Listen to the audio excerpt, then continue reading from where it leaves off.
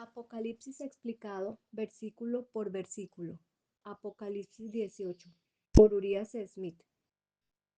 Babilonia. Las hijas. Apocalipsis capítulo 18, versículo 1 al 3. Después de estas cosas, vi a otro ángel descender del cielo con gran poder, y la tierra fue iluminada con su gloria, y clamó con gran fuerza diciendo: La gran Babilonia ha caído, y se ha convertido en morada de demonios y en guarida de todo espíritu inmundo, y en jaula de toda ave inmunda y aborrecible, porque todas las naciones han bebido del vino de la ira de su fornicación, y los reyes de la tierra han fornicado con ella, y los mercaderes de la tierra se han enriquecido con la abundancia de sus manjares. Algún movimiento de gran poder está simbolizado en estos versículos. La consideración de algunos hechos nos guiará inequívocamente a la aplicación. En el capítulo 14 del Apocalipsis, en los tres mensajes de los tres ángeles, tuvimos un mensaje que anunciaba la caída de Babilonia. Babilonia es un término que abarca no solo a la Iglesia Católica Romana, sino a los cuerpos religiosos que han surgido de ella, las iglesias protestantes, trayendo consigo muchos de sus errores y tradiciones. Explicación de la caída moral de Babilonia. La caída de Babilonia, de la que aquí se habla, no puede ser una destrucción literal, porque hay eventos que tienen lugar en Babilonia después de su caída, que prohíben completamente esta idea, como por ejemplo, el pueblo de Dios está allí después de su caída y es llamado a salir para que no reciba de sus plagas. Y en estas plagas está incluida su destrucción literal. La caída es, por tanto, una caída moral, ya que el resultado de esta es que Babilonia se convierte en morada de demonios y en guarida de todo espíritu inmundo y en jaula de toda ave inmunda y aborrecible. Estas son descripciones terribles de apostasía, mostrando que como consecuencia de su caída ella amontona una acumulación de pecados hasta los cielos y queda sujeta a los juicios de Dios, que ya no pueden ser retrasados. Y puesto que la caída aquí introducida es moral, debe aplicarse a alguna rama de Babilonia, además de o fuera de las divisiones paganas o papales, porque desde el principio de su historia el paganismo ha sido una religión falsa y el papado una religión apóstata. Y además, como se dice que esta caída ocurre solo en un corto periodo antes de la destrucción final de Babilonia, ciertamente a este lado del surgimiento y triunfo predicho de la Iglesia Papal, este testimonio no puede aplicarse a ninguna organización religiosa, sino a las que han surgido de esa iglesia. Estas comenzaron con la Reforma, anduvieron bien durante un tiempo y tuvieron la aprobación de Dios, pero al cercarse con credos, no han podido seguir el ritmo de la luz que avanza de la verdad profética y por lo tanto han quedado en una posición en la que finalmente desarrollarán un carácter tan malo y odioso a los ojos de Dios como el de la iglesia de la cual se retiraron primero como disidentes o reformadores. Como el punto que tenemos ante nosotros es para muchos muy sensible, dejaremos que los miembros de estas diversas denominaciones hablen aquí por sí mismos. El Tennessee Baptist dice: esta mujer, entre paréntesis, el papismo, es llamada madre de rameras y de denominaciones. ¿Quiénes son las hijas? La iglesia luterana, la presbiteriana y la episcopal. Son todas ellas ramas de la iglesia católica romana. ¿No son estas denominaciones rameras y abominaciones en el pasaje anterior? Así lo considero. No podría, con la hoguera delante de mí, decir lo contrario. Los presbiterianos y los episcopales forman parte de Babilonia. Sostienen los principios distintivos del papado en común con los papistas. El escritor Alexander Campbell dice: los establecimientos de culto que ahora funcionan en toda la cristiandad, incrustados y cimentados por sus respectivas y voluminosas confesiones de fe y sus constituciones eclesiásticas, no son iglesias de Jesucristo, sino las hijas legítimas de esa madre de rameras, la Iglesia de Roma. Hace 3 siglos se intentó en Europa una reforma del papado. Terminó en una jerarquía protestante de iglesias y en un enjambre de disidentes. El protestantismo ha sido reformado en presbiterianismo, este en congregacionalismo y este en bautistas, etc. El método metodista o wesleyano ha intentado reformarlo todo, pero se ha reformado en muchas formas de wesleyanismo. Todas ellas conservan en su seno, en sus organizaciones eclesiásticas, cultos, doctrinas y observancias, varias reliquias del papismo. Son, el mejor de los casos, una reforma del papado, y solo reformas en parte. Las doctrinas y las tradiciones de los hombres todavía perjudican el poder y el progreso del Evangelio en sus manos. Esto fue escrito por Alexander Campbell en On Baptism, página 15. El señor O. Scott, metodista wesleyano, dice: la iglesia está tan profundamente infectada con un deseo por ganancias mundanales como el mundo. Las iglesias están haciendo un dios de este mundo. La mayoría de las denominaciones de hoy podrían llamarse iglesias del mundo, con más propiedad que iglesias de Cristo. Las iglesias están tan alejadas del cristianismo primitivo que necesitan una regeneración fresca, un nuevo tipo de religión.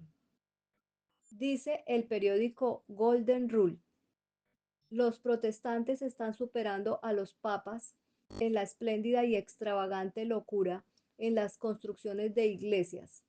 Miles y miles se gastan en alegres y costosos ornamentos para gratificar el orgullo y la ambición malvada, que podrían y deberían redimir a los millones que perecen. Se detiene aquí la maldad, la insensatez y la locura de estos adoradores orgullosos, formales y en boga. Esos espléndidos monumentos de orgullo papistas en los que se despilfarran millones en nuestras ciudades excluyen virtualmente a los pobres, por quienes Cristo murió y por quienes vino especialmente a predicar. El informe de la Conferencia Anual de Michigan, publicado en el True Wesleyan del 15 de noviembre de 1851, dice: el mundo comercial, político y eclesiástico son iguales y van juntos por el amplio camino que conduce a la muerte. La política, el comercio y la religión nominal o solo de nombre se confabulan con el pecado, se ayudan mutuamente y se unen para aplastar a los pobres.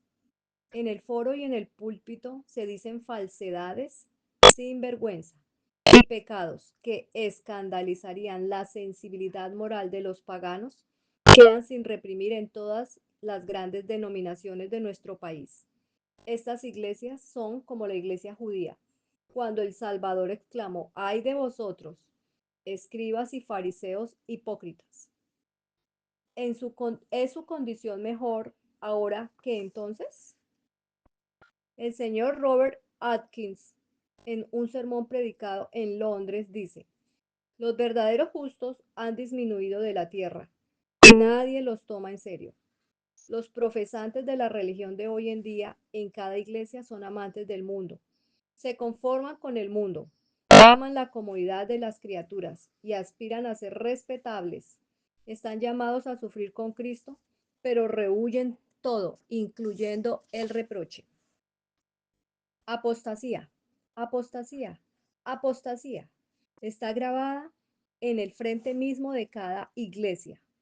Y si lo supieran y lo sintieran, podrían haber esperanzas.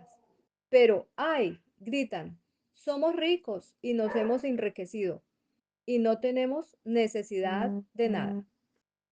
El señor J. F. Pentecost, el notable evangelista, dijo en el Independent en febrero de 1883 que la conversión de los pecadores se estaba convirtiendo en un arte perdido. Se podrían producir abundantes testimonios similares de personas de alto rango en estas diversas denominaciones, escritos no con el propósito de ser quisquillosos y de encontrar faltas, sino por un vívido sentido de la temible condición a la que ha caído estas iglesias. El término Babilonia aplicado a ellas no es un término de censura, sino que simplemente expresan la confusión y la diversidad de sentimientos que existen entre ellas. Babilonia no tenía que haber caído, sino que podría haber sido curada. Lea Jeremías 51:9. Por la recepción de la verdad. Pero ella, Babilonia, rechazó la verdad y la confusión y la disensión todavía reinan dentro de sus fronteras.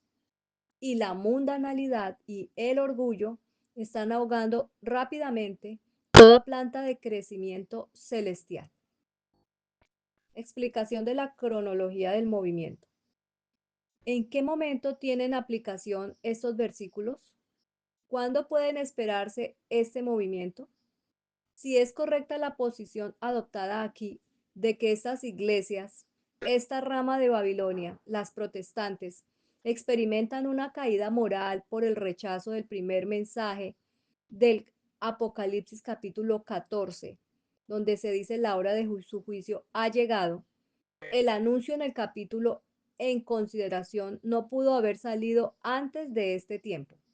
Por lo tanto, o es sincrónico con el mensaje de la caída de Babilonia en el capítulo 14, o se da en un periodo posterior a este, pero no puede ser sinónimo de aquel porque aquel se limita a anunciar la caída de Babilonia, mientras que este mensaje añade varios detalles que en aquel momento no se habían cumplido ni estaban en proceso de cumplimiento.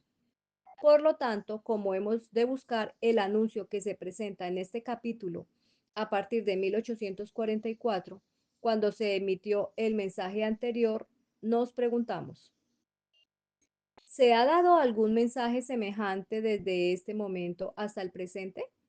La respuesta debe ser negativa. Por lo tanto, este mensaje es todavía futuro. Pero ahora tenemos el mensaje del tercer ángel, que es el último que se dará antes de la venida del Hijo del Hombre. Por lo tanto, estamos obligados a concluir que los dos primeros versículos de este capítulo constituyen una característica del tercer mensaje de Apocalipsis 14, que ha de aparecerse cuando este mensaje sea proclamado con poder y toda la tierra sea iluminada con su gloria. Nota de la lectora, es decir, que el ángel que aparece en Apocalipsis 18, que es el que estamos leyendo, es parte del mensaje del tercer ángel, sino que se da con más detalles y se amplía. Cierro paréntesis, continúo lectura.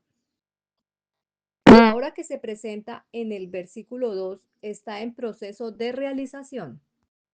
Apocalipsis 18:2. Y clamó con gran fuerza diciendo, la gran Babilonia ha caído y se ha convertido en morada de demonios y en guarida de todo espíritu inmundo y en jaula de toda ave inmunda y aborrecible. Y esta obra pronto será completada por la obra del espiritismo, lo que se llama en Apocalipsis 16:14, espíritus de demonios que hacen milagros. Se están abriendo un camino secreto pero rápido en las denominaciones religiosas antes mencionadas, porque sus credos han sido formulados bajo la influencia del vino de errores de Babilonia, uno de los cuales es que los espíritus de nuestros amigos muertos conscientes, inteligentes y activos están a nuestro alrededor y esto hace que tales denominaciones sean capaces de resistir el acercamiento de los espíritus malignos, que vienen a ellos bajo los nombres y personificaciones de sus amigos muertos. Abro paréntesis, nota de la lectora. La Biblia dice en Apocalipsis capítulo 9, versículos 5 y 6 que los muertos nada saben, que están en un reposo, que no tienen paga y que no hacen nada de lo que está debajo del sol. Los muertos están en un estado de descanso, están durmiendo esperando la resurrección. Por eso cualquier intento de misa a un difunto o de comunicarnos con el espíritu de un muerto o de un ánima bendita es una falsificación demoníaca. Cierro paréntesis. Sigo la lectura. Un rasgo significativo en la obra del espiritismo en este momento es el ropaje religioso que está asumiendo, manteniendo en segundo plano sus principios más grotescos, que hasta ahora han llevado en gran medida al frente. Ahora asume un parecer tan respetable religiosamente en algunos sectores como cualquier otra denominación de la tierra. Habla del pecado, del arrepentimiento, de la expiación, de la salvación por medio de Cristo, casi tan ortodoxamente como las normas más aprobadas. Bajo la apariencia de esta profesión, ¿qué puede impedir que se introduzca en casi todas las denominaciones de la cristiandad? La base del espiritismo es un dogma fundamental en los credos de casi toda iglesia. Sus principios secretos son desgraciadamente demasiado apreciados y sus prácticas oscuras demasiado seguidas para ponerlas en desacuerdo sobre este terreno mientras busquen una ocultación común. Abro paréntesis. La Biblia dice que los muertos están esperando un juicio. Ningún muerto ha ascendido al cielo ni al infierno. Por tanto, eso también constituye un error que abre puerta al espiritismo. Todos los hombres desde Adán están esperando el juicio y ese juicio decidirá en la segunda venida de Cristo si la persona va al cielo o a la tierra. Pero actualmente las iglesias profesan decir que los muertos subieron al cielo, a la presencia de Dios, que están conscientes, lo cual es una gran mentira. Cierro paréntesis, continúo la lectura. ¿Qué puede entonces salvar a la cristiandad de su influencia seductora espiritista? Aquí se ve otro triste resultado de rechazar las verdades ofrecidas al mundo por los mensajes de Apocalipsis 14.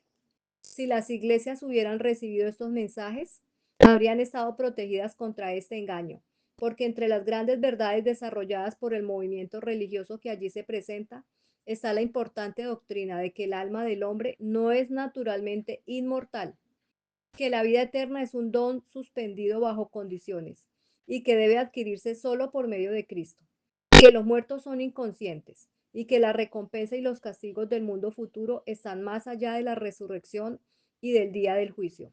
Esto da un golpe mortal a la primera y vital pretensión del espiritismo. ¿Qué punto de apoyo puede asegurar esta doctrina en cualquier mente fortificada por esta verdad? El espíritu viene y pretende ser un alma incorpórea o el espíritu de un hombre muerto. Se encuentra con el hecho de que esa no es la clase de alma o espíritu que el hombre posee, que los muertos nada saben, que esta, su primera pretensión es una mentira y que las credenciales que ofrece muestran que pertenecen a la sinagoga de Satanás. De este modo se rechaza de inmediato y se evita eficazmente el mal que podría causar.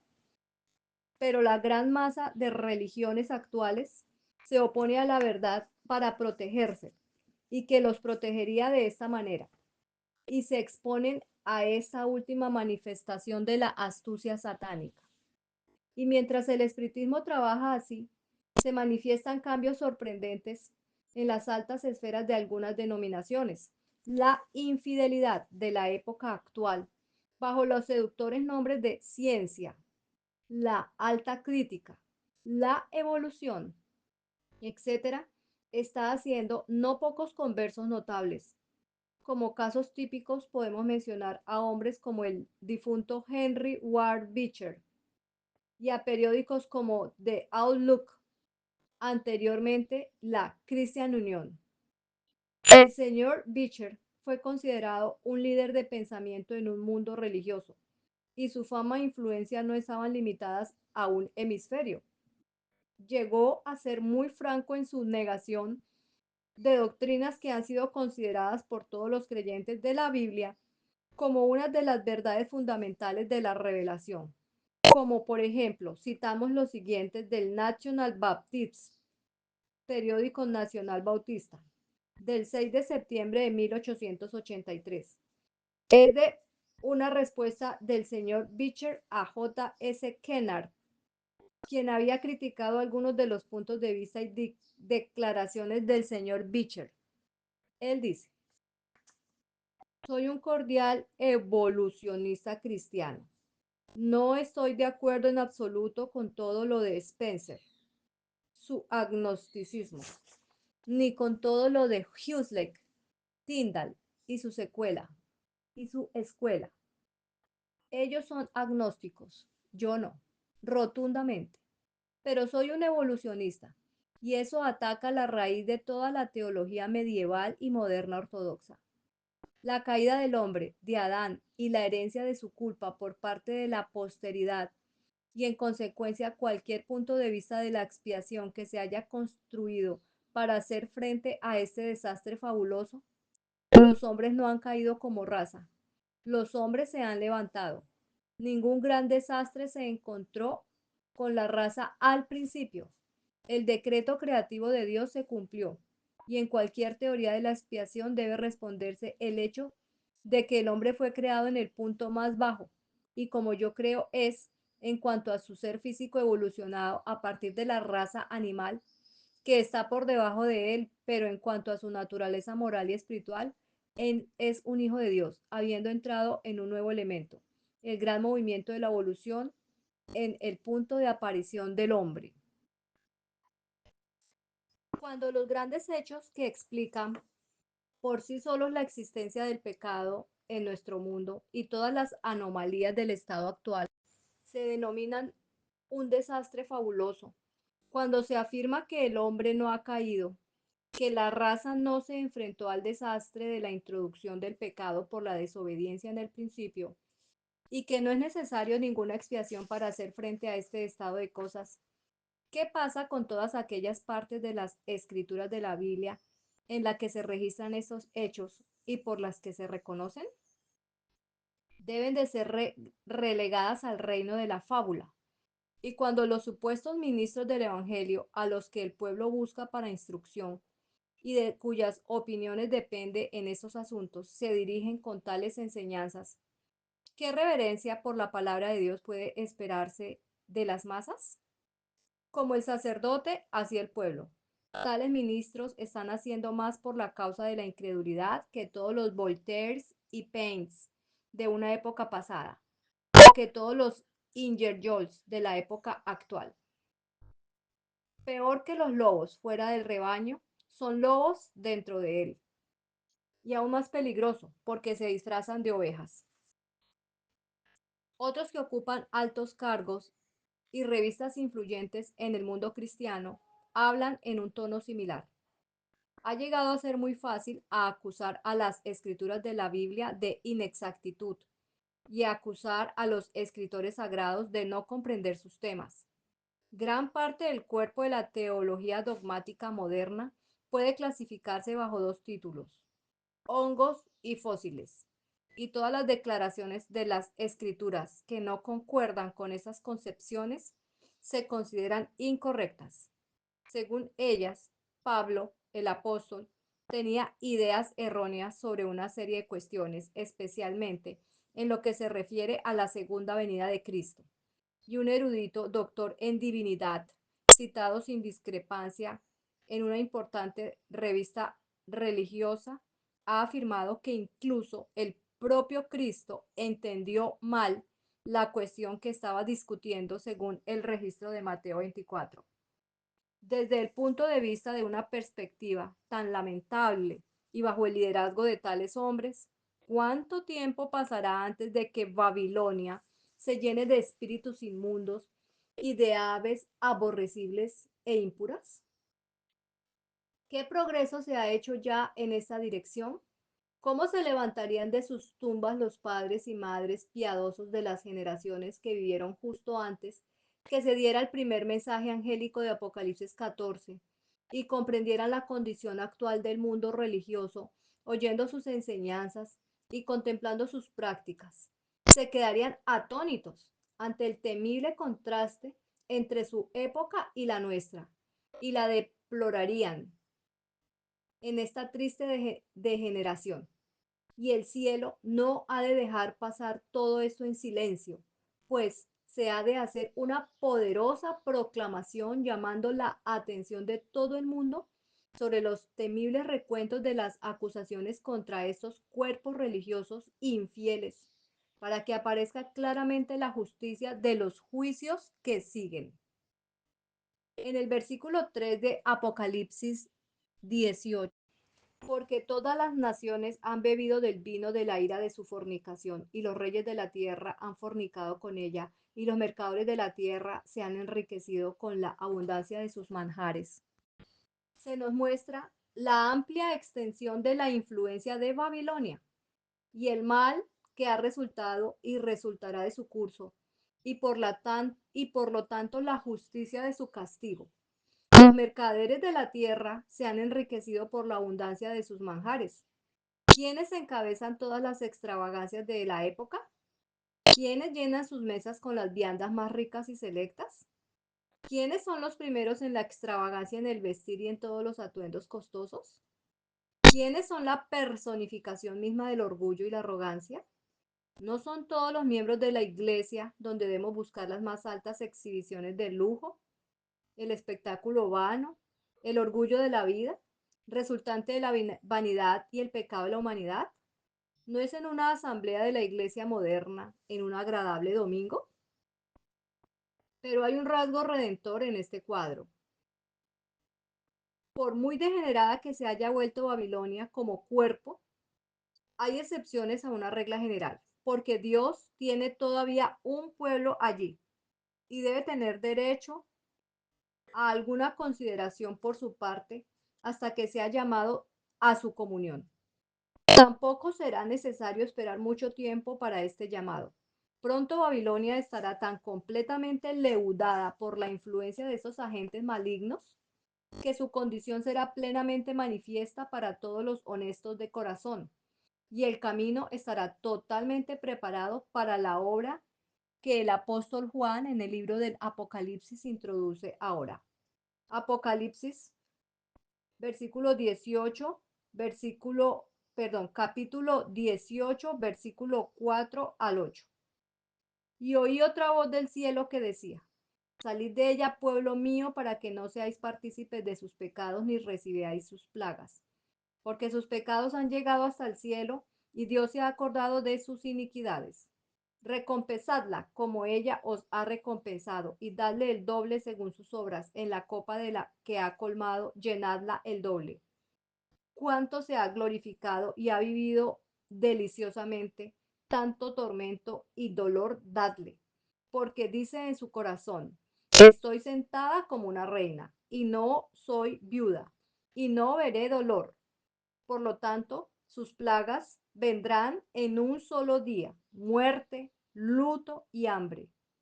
Y será quemada completamente con fuego, porque fuerte es el Señor Dios que la juzga. La voz que viene del cielo, que será un mensaje de poder acompañado de gloria celestial. Cuán marcada se vuelve la interposición del cielo y cómo se multiplican los agentes para la realización de la obra de Dios a medida que se acerca la crisis. Esa voz del cielo se llama otra voz, mostrando que aquí se introduce un nuevo agente. Tenemos ahora 5 mensajeros celestiales: 3 de Apocalipsis 14, el primero de Apocalipsis 18:1 y este segundo, que expresan,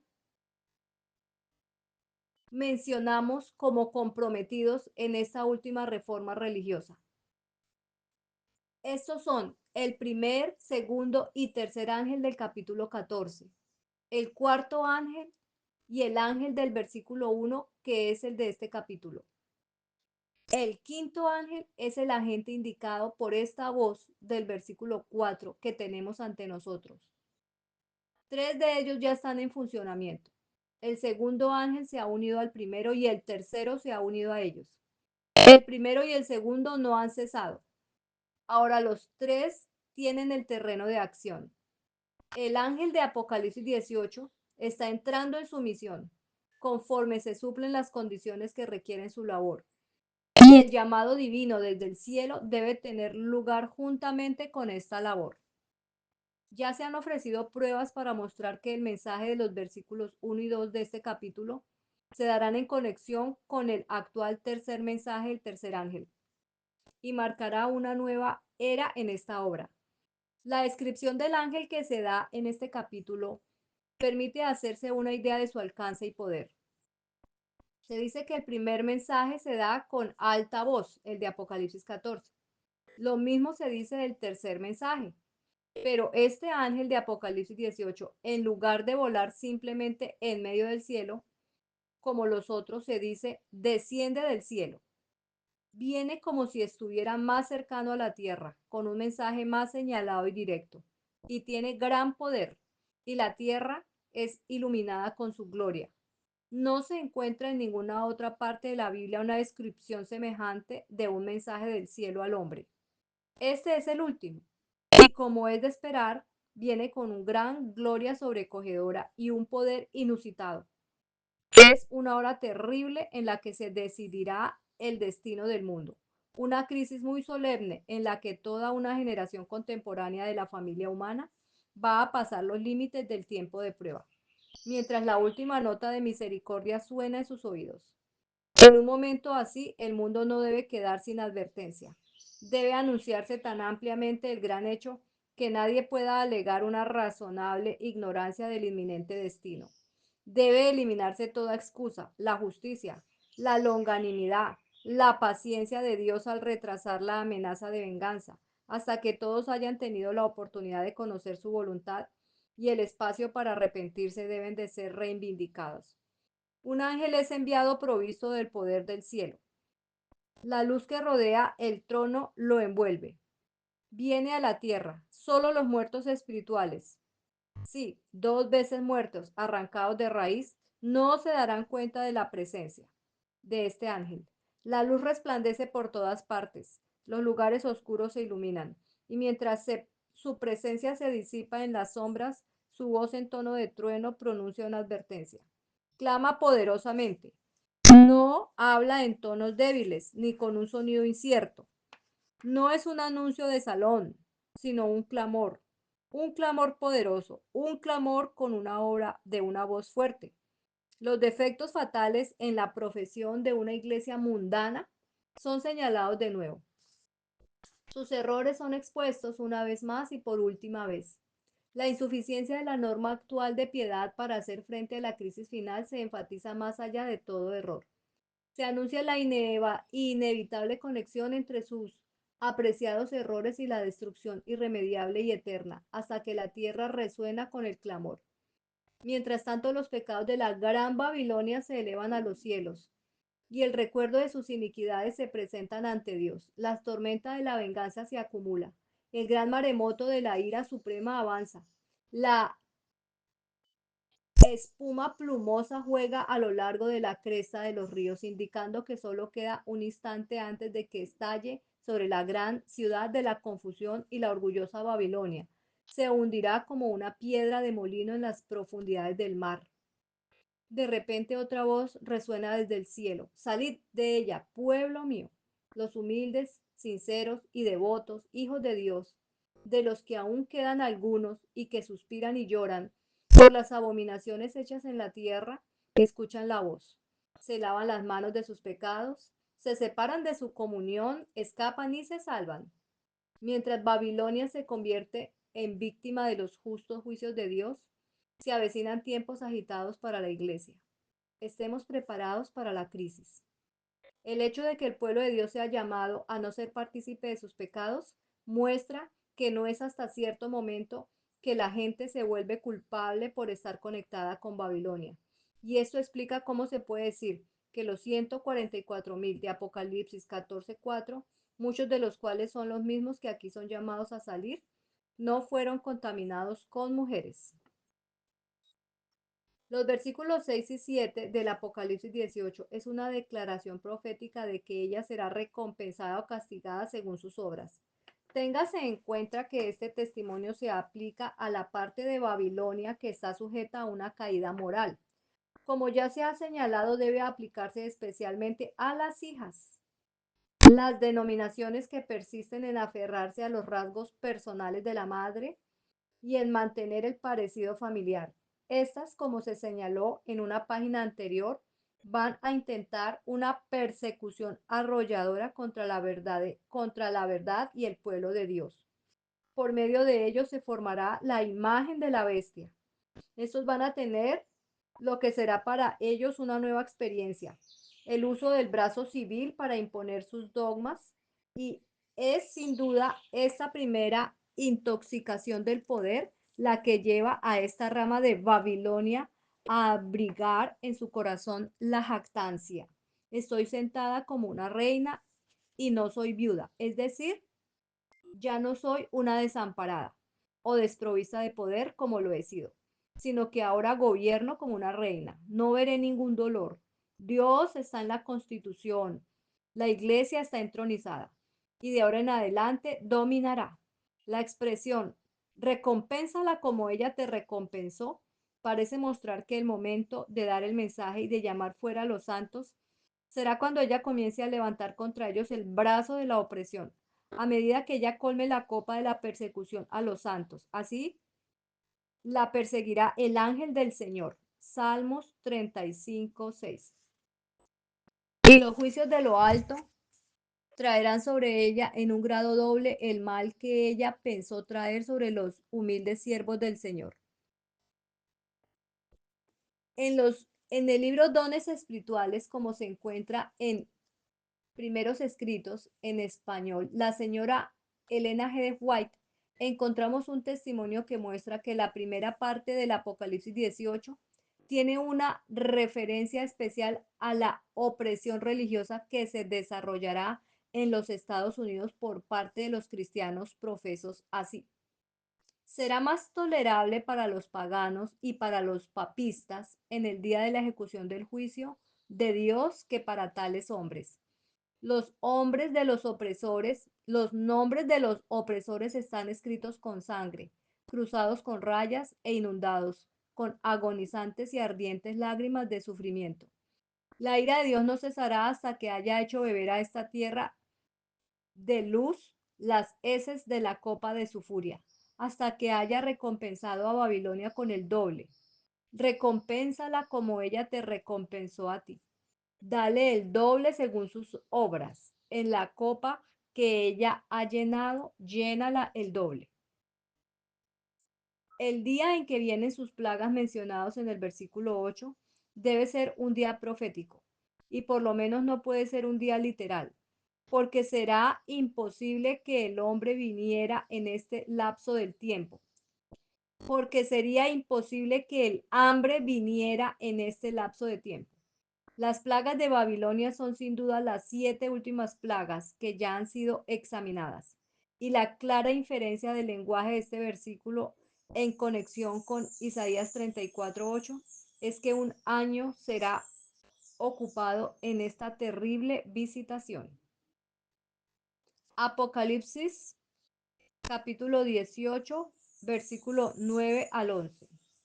Y los reyes de la tierra que han fornicado y vivido deliciosamente con ella, se lamentarán y se lamentarán por ella, cuando vean el humo de su quema, de pie a lo lejos por el temor de su tormento, diciendo, ay, ay, de esta gran ciudad Babilonia, esa poderosa ciudad, porque en una hora ha llegado su juicio, y los mercaderes de la tierra llorarán y se lamentarán por ella, porque nadie comprará ya sus mercancías.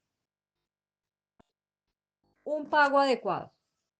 La inflicción de la primera plaga debe ser el resultado de una completa suspensión del tráfico de aquellos artículos de lujo por los que Babilonia se destaca.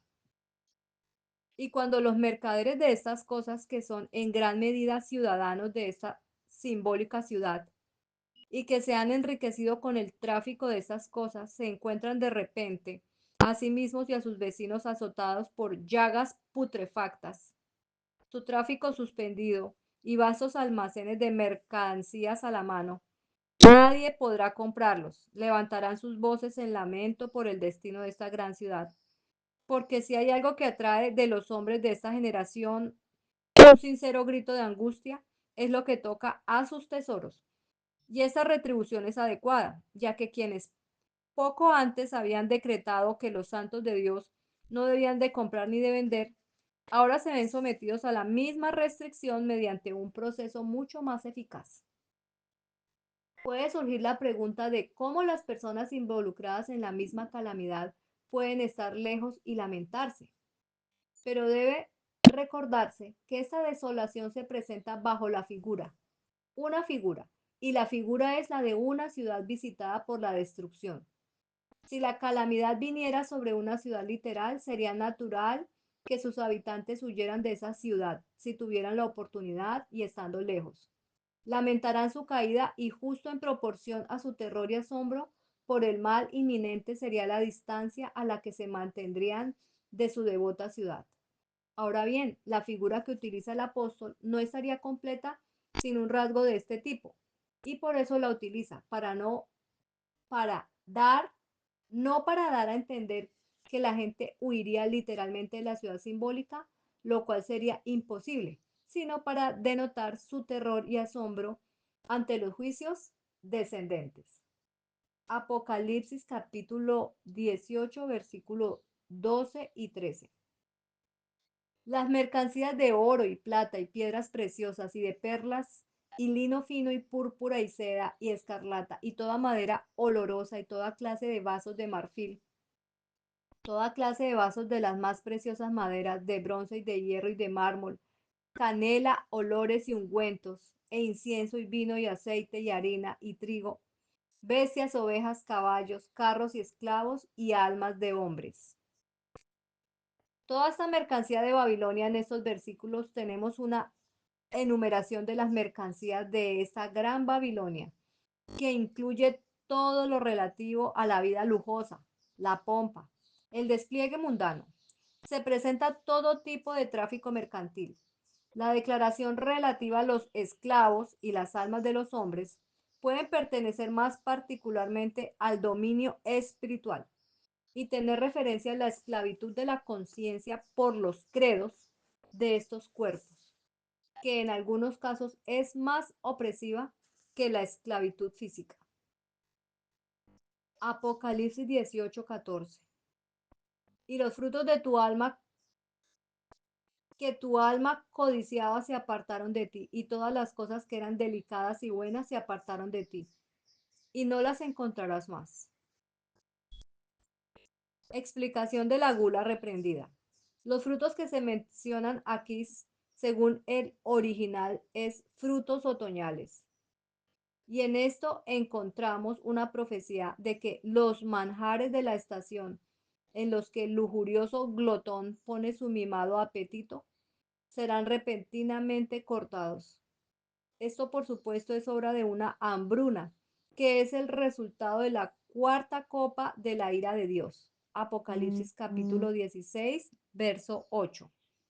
Y es posible que incluso ahora estemos teniendo una premonición de esta destrucción en la filoxera de los viñedos, los amarillos de los huertos de los melocotones y otros enemigos recientes de la vegetación. A este respecto, no podemos dejar de observar el aspecto general de los tiempos con respecto a los notables fenómenos físicos que se manifiestan en todas partes, ya que parecen indicar tan claramente que todos los cursos de la naturaleza están perturbados y que la propia Tierra está envejeciendo como anticipación del momento en que desaparecerán los últimos años. Cuantas visitas antinaturales de tormentas, incendios, inundaciones han causado la ruina en diferentes localidades y han despertado presentimientos de temor en los corazones de los hombres en general. Testigos de ello son el incendio de Chicago, los incendios de Wisconsin, los incendios de Michigan, en relación con los cuales se manifiestan fenómenos extraños e inexplicables, las inundaciones de Ohio, del Mississippi y de otros ríos occidentales, las devastadoras inundaciones en Europa, las hambrunas de China, de la India, los ciclones y maremotos que arrasaron con las más orgullosas obras del hombre y arrojaron a miles de seres humanos a tumbas prematuras. Pero no es necesario ir tan lejos en el pasado. Observe los sucesos de tiempos más recientes. En el año 1882 fue considerado como un año fenomenal y fatal, pero los desastres de los primeros 7 meses de 1883 superaron a los de todo el año anterior. En enero, 110 personas perecieron en inundaciones e incendios. En febrero, 127 por inundaciones. En marzo, 11 por incendios. En abril, 304 por tornados. En mayo, 132 por el pánico del puente de Brooklyn. Y por tornados en junio, 58. Por tornados e inundaciones en julio. 101 por desastres. Otros desastres. Las víctimas mencionadas anteriormente se produjeron en este país. En el viejo mundo las fatalidades fueron más espantosas. Allí durante el mismo tiempo, 2.263 personas perecieron por inundaciones, incendios y otros desastres. Por mencionar algunos, en la India y Egipto casi 22.000 cayeron víctimas del cólera. Luego viene el terremoto de Ischia, Italia, el 28 de julio, con 9.000 víctimas. Y las erupciones volcánicas y los terremotos subacuáticos de Java, el 26 de agosto, en la extensión del país de 50 millas cuadradas que contienen una cadena de montañas de 65 millas de longitud, se hundió bajo el nivel del mar, cuyas aguas entraron rápidamente y ahora cubren todo ese espacio. También desaparecieron islas en los estrechos adyacentes de Sunda y se supone que en total perecieron 100.000 personas. Esto da la espantosa cifra de más de 130.000 personas que perecieron por muertes violentas, principalmente a causa de las perturbaciones de los elementos y las convulsiones de la naturaleza. Durante ese funesto año, se han producido disturbios similares con mayor o menor gravedad en los años siguientes. Obsérvese los desastrosos terremotos del Japón en 1896, en los que perdieron la vida más de 10.000 personas, y el pánico en el que perecieron miles de campesinos rusos en la coronación del zar ese mismo año. Apocalipsis capítulo 18, verso 15 al 18. Los mercaderes de estas cosas que se enriquecieron con ella estarán de pie a lo lejos por el temor de su tormento, llorando y lamentándose, y diciendo, ay, ay de esa gran ciudad que se vistió de lino fino, de púrpura, de vino y de escarlata, y se engalanó con oro, de piedras preciosas y de perlas, porque en una hora tantas riquezas se han desvanecido. Y todos los capitanes y todas las tripulaciones de las naves y los marineros y todos los que comercian con el mar se pusieron de pie a lo lejos y clamaron al ver el humo del incendio diciendo, ¿qué ciudad es semejante a esta gran ciudad? Y echaron polvo sobre sus cabezas y clamaron y lloraron lamentándose diciendo, ay, ay de esta gran ciudad en la que se enriquecieron todos los que tenían barcos en el mar a causa de su suntuosidad, porque en una hora ha sido desolada. Las emociones de los malvados.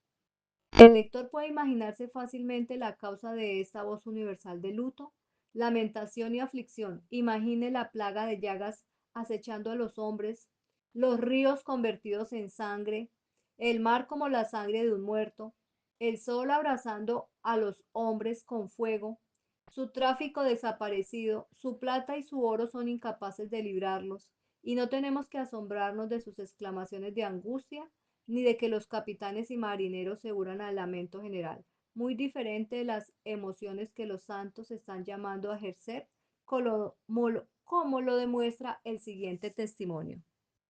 Apocalipsis 18, versículo 20 al 24.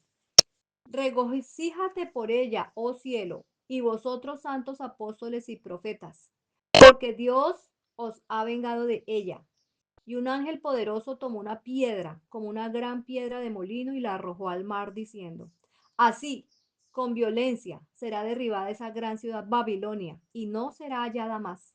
Y la voz de los arpistas, de los músicos, de los flautistas, de los trompetistas, no se oirá más en ti. Y ningún artesano, cualquiera que sea su habilidad, se hallará más en ti. Y el sonido de una piedra de molino no se oirá más en ti. Y la luz de una vela no brillará más en ti. Y la voz del novio y de la novia no se oirá más en ti. Porque tus mercaderes fueron los grandes hombres de la tierra. Porque por tus hechicerías fueron engañados todas las naciones. Y en ella se halló la sangre de los profetas, de los santos y de todos los que fueron muertos en la tierra. Explicación de las emociones de los justos.